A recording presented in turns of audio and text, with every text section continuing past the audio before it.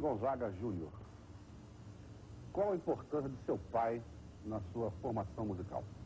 É Luiz Gonzaga do Nascimento Júnior, né? Filho de Luiz Gonzaga do Nascimento e Odaléa Guedes dos Santos. Que, aliás, era cantora também. E compositora, cantava na noite, desse negócio todo. Cantava e dança. É, e dançava. Dançava, furava aquele cartãozinho, vocal, etc e tal. Você chegou a vê-la cantar? Não, você era pequenininho quando ela morreu? É, tinha 2 anos quando ela morreu, né? Só sei das histórias mesmo e tal. Eu pensava que minha mãe morreu com tuberculose. Teimosia, fugia de sanatório, etc e tal, e eu tive tuberculose 2 vezes. E eu sempre tive a impressão que eu não ia passar dos 22, 23 anos, rapaz. Ela morreu com essa idade? Mais ou menos por aí. Mas, por outro lado, Luiz Gonzaga, meu pai tem uma importância que as pessoas, de modo geral, não pensam. E se pensam, pensam no outro lado. Claro, sempre famoso. Ele teve que andar muito o Brasil, sempre andou o Brasil. E isso já me deu a vontade de conhecer esse Brasil mesmo. Uma fome muito grande. Depois disso, em outras coisas. Por exemplo, se hoje eu sou uma pessoa solta no palco, solta no sentido de falar, improvisar, eu devo muito a Luiz Gonzaga, que é uma pessoa assim de uma capacidade impressionante de improviso. Assim, aquele negócio de ver no meio da plateia, de descobrir determinada pessoa e é com você mesmo. Ah, você está fazendo bagunça, peraí. Essa coisa de moleque, desses artistas, né? Gil, Luiz Gonzaga, que seria e tal, de repente eu tenho também. De uma outra maneira, a importância dele é não ter tido tempo de me ajudar como ele gostaria de ter me ajudado. Isso só me facilitou. Mas você tem cantado o amor com muita continuidade nos últimos anos. Como é que você vê a relação cotidiana entre nós, os machos decadentes, e as nossas musas, ou seja, as mulheres? Não é questão de que o macho é superado, de que a fêmea é superada, nem questão é essa, não. Sinto a necessidade de ser pessoa, de me colocar como pessoa. A questão de que eu entendo e sempre entendi de que como pessoa eu sou muito mais útil. Como pessoa eu aproveito muito mais. Como pessoa eu dou e recebo. Como pessoa o gozo é muito maior. Como não proprietário e não propriedade, as coisas estão muito mais soltas, as coisas estão muito mais leves. Os céus são muito maiores e muito mais amplos. E acho que a gente está buscando exatamente isso dentro dessa relação toda macho, fêmea, machos passados, fêmeas passadas, comportamentos já superados, comportamentos por superar. Sabe, essa coisa dura que a gente ainda tem muito dentro da gente. Isso é uma superação para mim política. Eu quando falo nisso, eu estou falando, sabe, politicamente. E você, quando garoto, você morou no Morro de São Carlos. Também é uma experiência que deve ter marcado muito você, né? Eu nasci por ali, né? E de repente eu fui criado ali em cima, né? Subida do morro, tal, etc., brincando lá em cima, brincando embaixo, moleque de feira, aquele negócio todo, me virando muito. Mas ali eu comecei realmente a ser moleque, comecei a conhecer realmente o Rio de Janeiro, as tramas e as tramas do Rio. Quer dizer, tem todo um aspecto da marginalidade que foi aprendido, né? Teve que ser aprendido, porque caiu na rua, tem que ser mesmo, né? Tem que saber correr, tem que saber avisar quando a polícia vai subir, de repente tem um ponto de vista, não sei o que lá e tal. Então tem que fazer as amizades todas. Eu tive grandes amigos, bons amigos, pessoas que eu admirava, né? E que contribuem até hoje nesse meu processo. Nesse meu processo contraditório para uns e enriquecedor para outros, confuso para determinadas pessoas e tal. Quer dizer, é aquela coisa do morro que pega tudo. O Morro de São Carlos é bem confuso, ele junta a classe média com não sei o que lá, até cair do outro lado, até o mais pobre que fica na virada do morro, que cai para Catumbi, a virada do morro cai para o Rio Comprido, etc e tal. Mas deságua na zona do Mangue, né? Quer dizer, desaguava, né? A zona do Mangue, infelizmente, acabou.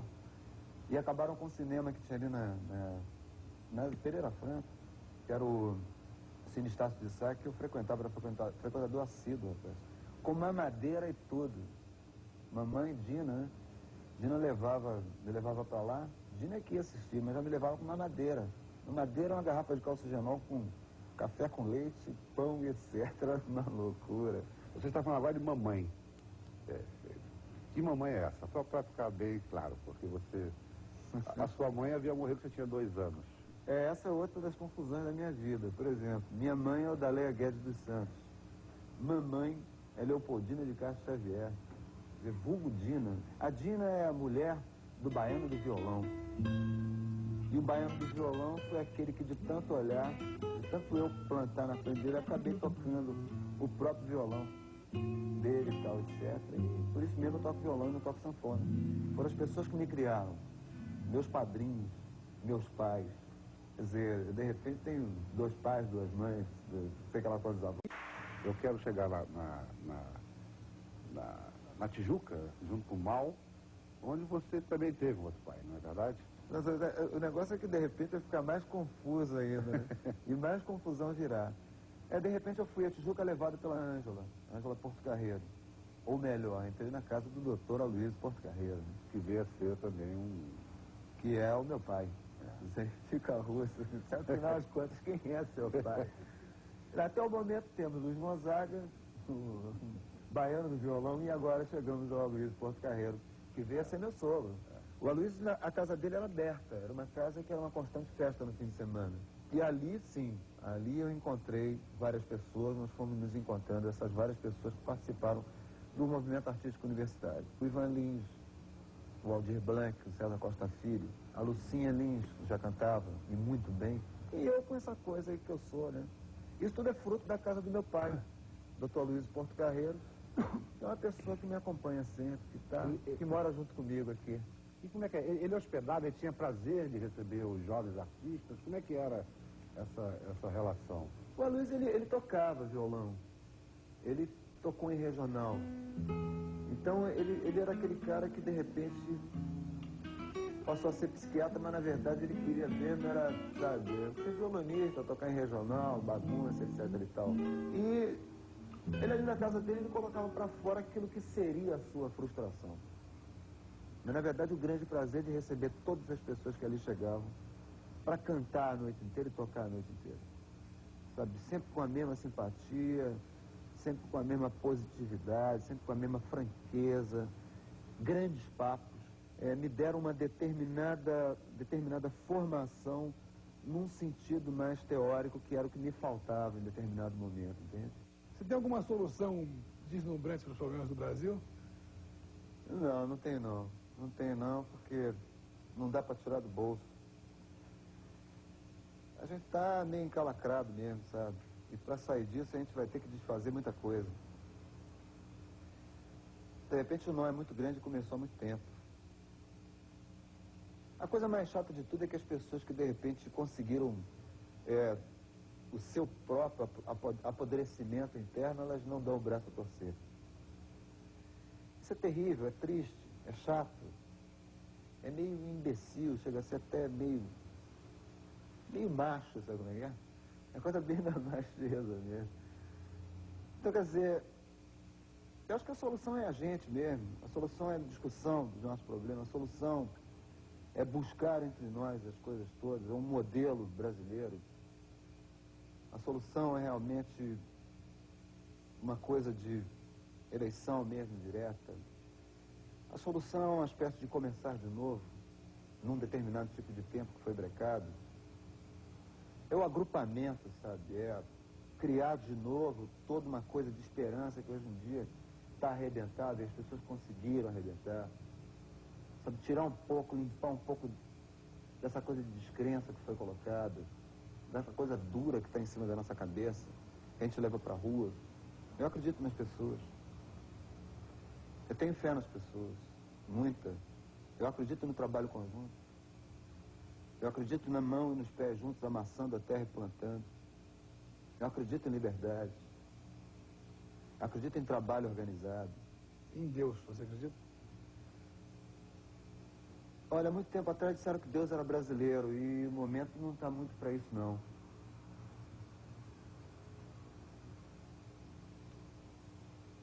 Sabe, se Deus é brasileiro, a gente que vocês preferem? Que eu chore ou que eu... Gonzaguinha, eu vou te fazer uma pergunta. Não quem é teu pai. Eu quero saber quem é teu filho. De quem você é pai? Caramba. Eu por enquanto, sou pai só do Daniel, que tem 8 anos, da Fernanda, que tem 5 anos, da Amora Pera, que tem 2 anos, e da Mariana, que tem 3 meses. Quer dizer, essa altura do campeonato, uns tantos meses, né? Por aí. Por enquanto, só isso mesmo. Não é nada. Mas você, engraçado, você usou já mais uma vez a metáfora filho para falar das suas músicas, né? São suas filhas. Ah, eu adoro muita coisa. Eu não gosto de muita coisa. Tem muitos filhos bonitos, tem muitos filhos feios, tem muitos filhos agradáveis, tem muitos filhos desagradáveis. Porque eu sou aquele que coloco para fora aquilo tudo que eu sou. Eu sou desde a pessoa agradável até a pessoa desagradável, desde a pessoa simpática até a pessoa antipática. Ou seja, eu não tenho medo de colocar para fora o filho ingrato, o filho que tem a menor qualidade. Se esse seu filho não presta. Eu não tenho o menor temor de colocar para fora aquilo que não presta, não. Eu também tenho muita coisa que não presta. Então eu tenho que colocar para fora porque eu quero ver também aquilo que eu não presto. Caramba, aí você não presta, olha aí. Não presta, hein, malandro? Mas isso aqui... Você respondeu uma pergunta que te fizeram, que achava que tua música era difícil, e você disse assim, mas a vida é fácil? Será que a música ficou mais fácil para essas pessoas que achavam que a música era difícil? A vida continua muito difícil. A música, de uma certa maneira, continua muito difícil de se fazer, mas a pessoa do Gonzaguinha ficou uma pessoa mais fácil, mais assim, mais tocante, mais doce, mais inteira, mais saída. Você era, uma época, você era um cantor rancor, até, te chamava um pouco. Você acha que o sucesso ajudou essa doçura? Não, não. É a minha relação mesmo com a minha própria pessoa. É uma questão de análise do meu comportamento. É a minha relação com várias pessoas. Escuta, nos tempos do MAU, você, do Movimento Artístico Universitário, aliás, em correspondência ao próprio nome MAU, você tinha um certo ar de maldito. E você hoje estampa na sua face um ar de bendita felicidade. Você não tem nostalgia da maldição? Como é que essas coisas convivem dentro de você? Olha, eu sou um cara meio esquerda mesmo, meio gosto mesmo. Muitas pessoas me chamam de metido, de não sei o que lá, de mascarado. Isso até hoje, muitas. E é uma coisa que eu tenho mesmo. É uma coisa assim, realmente chega perto de mim quem eu quero mesmo, não chega quem eu não quero, não adianta. Acontece que, de repente, essa coisa do mal, essa coisa do maldito, é uma coisa da fase também. Da época que o próprio país viveu, uma época muito dura, uma época de uma repressão muito grande, uma época de uma pessoa que começava a querer se expressar, num mundo que só encontrava portas fechadas. Por isso esse comportamento agressivo mais à frente. Esse comportamento também de repente, vou dar um bico naquela porta ali e vou entrar. Sabe como é que é? E dei muito bico em muita porta e entrei. E também fui chutado para fora de muita porta. Essa coisa de moleque mesmo que eu tenho até hoje. Eu não perdi isso.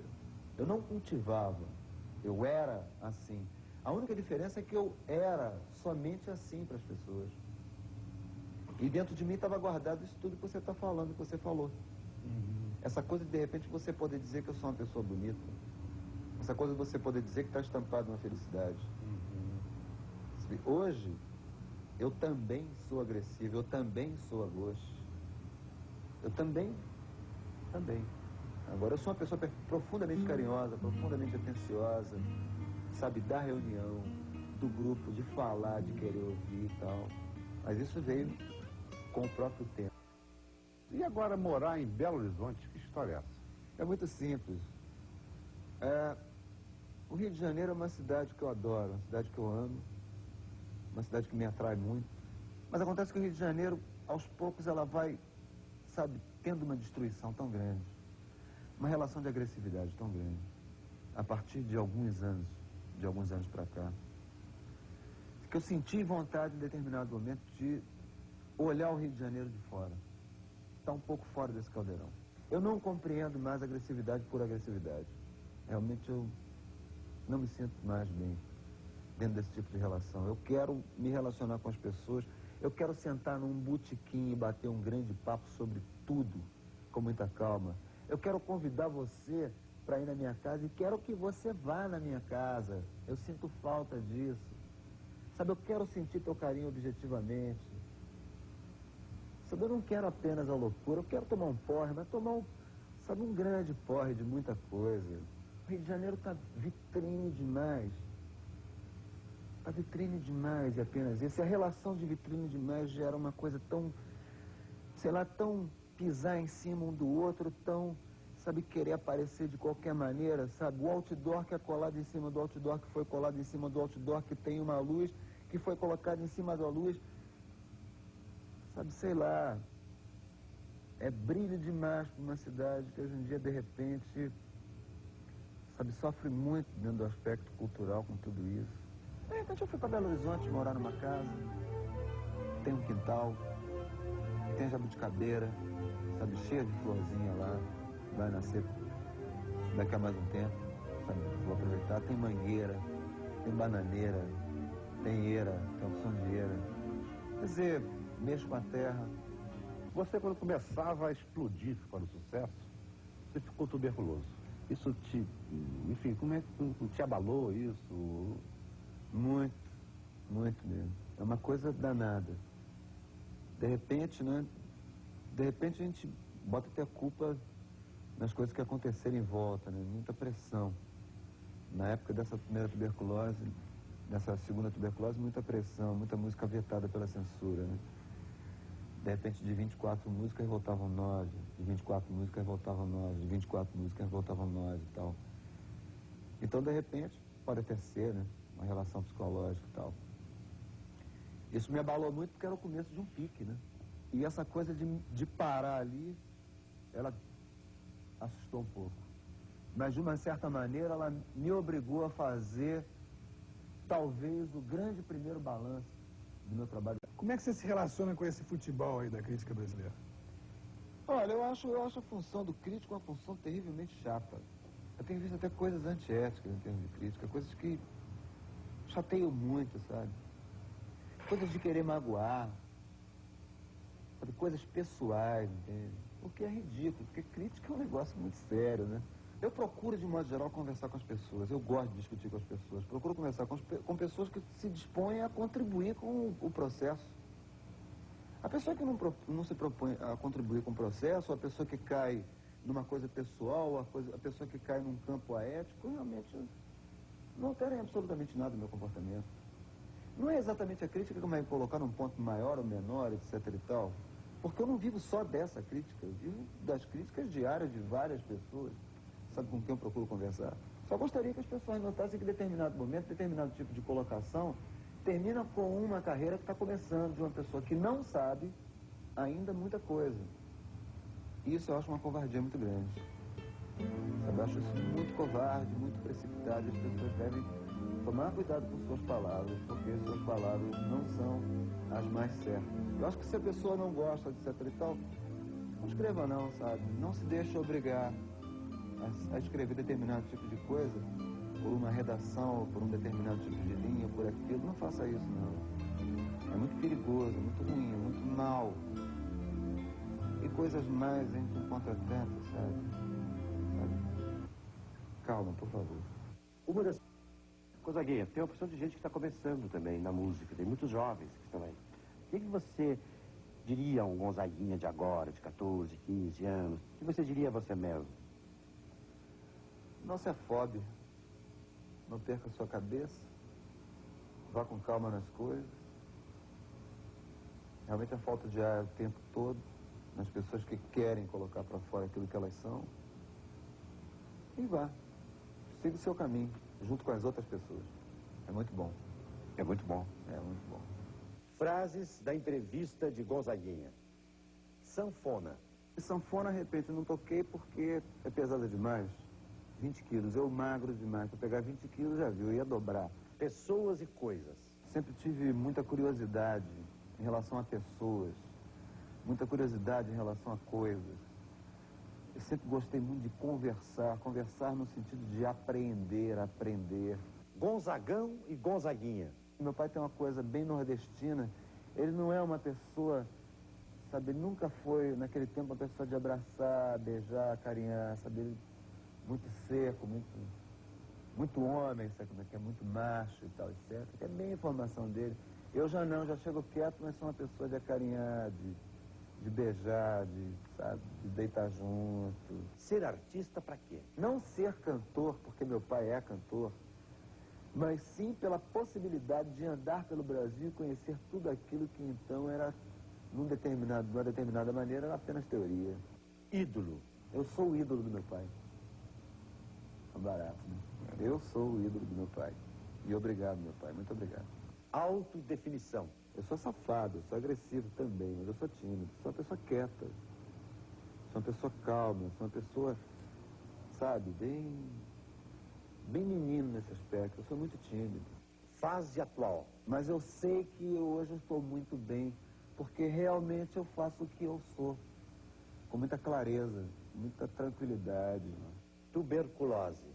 As duas tuberculoses foram ótimas. Estou precisando de uma terceira. Abertura. À medida que as pessoas vão me gravando, é à medida em que eu vou abrindo a minha pessoa para que as pessoas possam me gravar. Amor. Quer dizer, eu sei o que é o amor e não sei o que é o amor. Eu quero mais. Eu quero muito mais. Entende? Criança. E as crianças vêm para ensinar. As crianças estão no mundo para ensinar a gente. E coitado daquele que não aprende. Eu. Eu acho que eu tenho a vantagem de ser uma pessoa e nada mais do que uma pessoa, tão parecida com tantas outras. Obra. De repente, eu apenas coloco para fora aquilo que eu sou, porque aquilo que eu sou, que muita gente é. Sabe, não é poema, é uma coisa prática. Público. É que eu, por exemplo, sou uma pessoa que canto desde numa universidade até, de repente, num forró. Triste e engraçado. Eu acho muito triste, de repente, você ter que ser engraçado quando você fala das coisas da realidade, né? No primeiro festival universitário, em 1968, sua pobreza por pobreza mereceu só uma menção honrosa.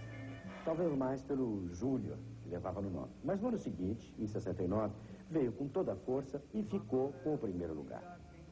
As pessoas não entenderam aquele tal de O Trem, que também se chamava... Você se lembra daquela negra maluca que desfilou nua pelas ruas de Madureira? No meio da vaia gigantesca, ele avisou: olha, gente, é preciso muita calma.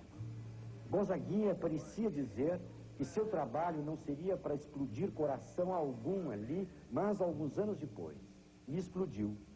Era uma proposta de trabalho a longo prazo. Deve ter sido difícil, doloroso em muitos momentos, quando ele se sentiu absolutamente só. Mas compensou, porque ele acredita na vida e não tem pai. Filho de Dina, mas também filho de Odaléia, filho de Helena e de Maria Ruth, filho de Luiz Gonzaga, de baiano do violão do Morro de São Carlos, filho de Aloísio Porto Carreiro da Tijuca. Afinal, quem é Gonzaguinha? Nem ele mesmo sabe. Como ninguém nunca vai saber. Quanto a nós, sabemos apenas que aqui, em cena, ou fora do foco das câmeras, Gonzaguinha é, acima de tudo, um que não sabe cantar o que não sente. Música sob medida é o que não sabe fazer decididamente. A única coisa que o preocupa é a sinceridade do sentimento. E não abre mão da sua simplicidade. E é com a mesma simplicidade que eu me despeço dele. Boa noite.